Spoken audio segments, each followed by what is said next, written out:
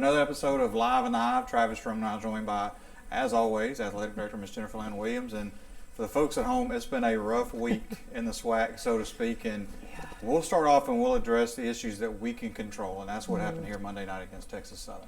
Yeah, a tough game for our women's basketball team. We always try to look at teachable moments. That was not the brightest moment in our history of our program.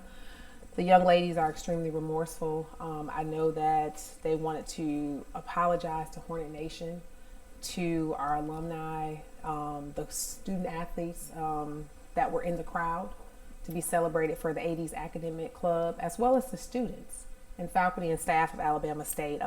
Their behavior is not who they are as young ladies. It's not indicative of our athletic department.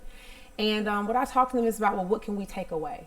This is a life lesson. People are going to try and provoke you. There will be times when you're frustrated, when you're overwhelmed, but it's how you respond. And, I want to applaud our public safety, my staff, the assistant coaches from Alabama State, men and women's program, as well as Texas Southern, for really getting that environment under control, and the students for not engaging in the activities, because it could have been a really a worse situation. And but we've talked to our young ladies, and I challenged them. I said, well, how are you going to respond to this?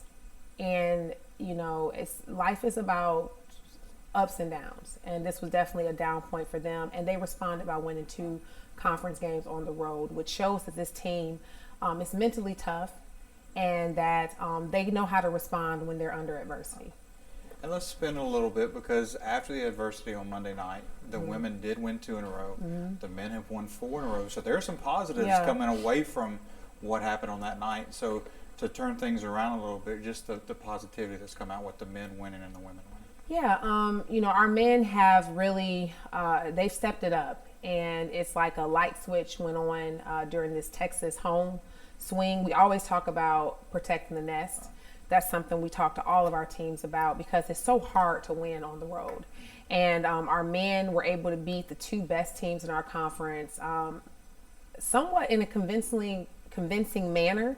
And then we're able to go on the road to Valley and UAPB and win. Went down at the half against UAPB, but they were able to stay the course and fight back. Toby didn't have the best game, but for you to be able to win with your leading scorer not producing, that shows a lot about their resilience. The same with the women. Anytime you play on the road, again, it's challenging, but when you're playing a Valley and a UAPB, who, we're all at the bottom of the conference, they're extremely scrappy though. The 2 characteristics of both of their teams is that they play extremely hard, and they're always in your face and very active. And our women were able to come out there and to withhold different runs and leads and to get those wins. So, I'm hoping they carry that game or those wins into our next home game, which is against our rival, Alabama A&M. We've got 5 of 7 at home to close out basketball the regular season, and it starts this Saturday against Alabama A&M, blackout night. Then they'll stay at home the next weekend, have alumni night on Saturday, and play at Alcorn State on Monday. How big are those, just those 2 nights in particular, blackout night against Alabama A&M and then against Southern alumni night? Yeah, A&M is always, I like to say, a fun game, interesting, high energy game for not only our student athletes, but our fans. It's your rivalry game. And in rivalry games, we tell people, it doesn't matter. Records are thrown out the window. But it's going to be huge to be able to host Alabama A&M at home. It's Valentine's Day weekend. Bring your loved one, your partner out and come and cheer on your Hornets. But both teams know the importance of this game. Our women, again, it's redemption. They were beat convincingly in Birmingham a couple weeks ago, and so I know they're hungry to win. And then our men, is about maintaining that level. Right now their focus is everyone's in that second part of that season, that regular season, and it's all about peaks. So you want to be peaking going into closing out this part of the season, especially with us having 5 of the 7 home games. That's great. And then taking that into your championship postseason part of the season. basketball is nearing the end of the regular season. Yeah. We've got a lot of sports that are starting the regular season this week. All of our spring sports are now going. But there's one winter sport that wraps up next weekend in Birmingham, indoor track and field, as they look for a repeat.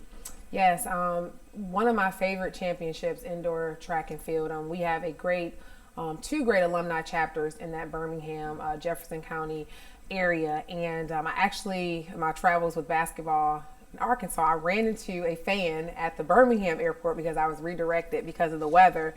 And she noticed me and she was like, I'll be there to support Coach Bean and the Hornets. So that's the kind of enthusiasm you want to see.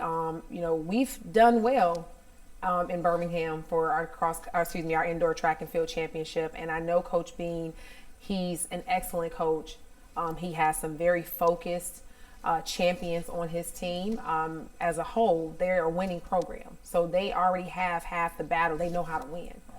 Some of our teams, when you talk about basketball, we're trying to teach them how to win. That's, and being there. Track and field, they have a winning tradition and they know what it takes. I mean, they won 11, 12 championships in a row. So we're excited. I'm knocking on some wood. You don't want to get overconfident, but in terms of prepared, my coach used to say the 6 P's, proper prior planning prevents poor performance. And that's something that I don't ever worry about with Coach Bean. He's done he's put them in the necessary meets they need to be in to prepare for this moment next weekend. We talk about those things coming up next weekend, and that's February 21st, 22nd, and 23rd, which goes into our next thing. If you're looking for something to do, Birmingham and Montgomery are the two places to be. You'll have track in Birmingham, but then you'll have basketball, baseball, softball, all going at the same time here on Alabama State campus. Yeah, so, wow, not you just told me. I'm like, I knew basketball. I did, yeah, so we have Alumni Day that Saturday. So we will conclude our indoor track and field championships on Friday. We have men's and women's basketball on Saturday against Southern. It's our Alumni Day. So if you're a men's and women's basketball player, I don't know which camera I look at, but we want to welcome back all of our alumni.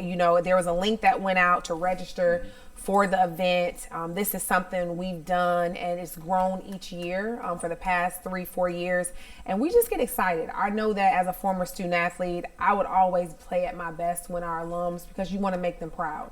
So we need to channel that energy because Southern's, they're a streaky squad. They're a good squad, a good program, and invite all of our alums. And then you have baseball and softball. So you get to see our spring sports in action as well. For those of you that are looking to get that link for alumni registration, it's going to stay on BamaStateSports.com until the 20th of February, just so you can register and just so we can get you accounted for. But the last thing we'll talk about is something I know is near and dear to your heart, and it's what the student athlete is based off of.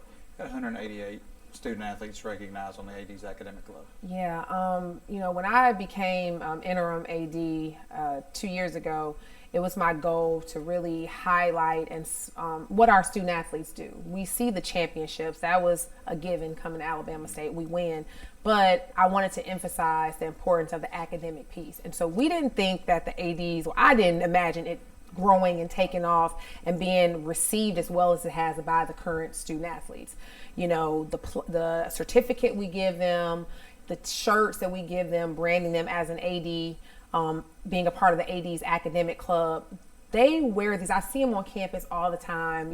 It's something they look forward to. But to have 188 student athletes recognized with a 3.0 or higher, that says a lot about our academic support staff, as well as our deans and our faculty, and our coaches, because they know the importance that we put on being a student first.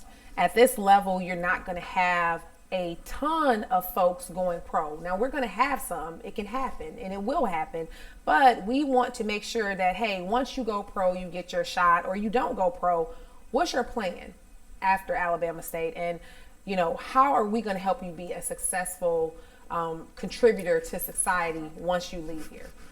Well, for 188 student athletes coming off 162 last year to win the academic award, speaks volumes for what's happening here at Alabama State. Not just on the field, but in the classroom. But we'll talk to you again next week, as we got a busy week coming up here at Alabama State.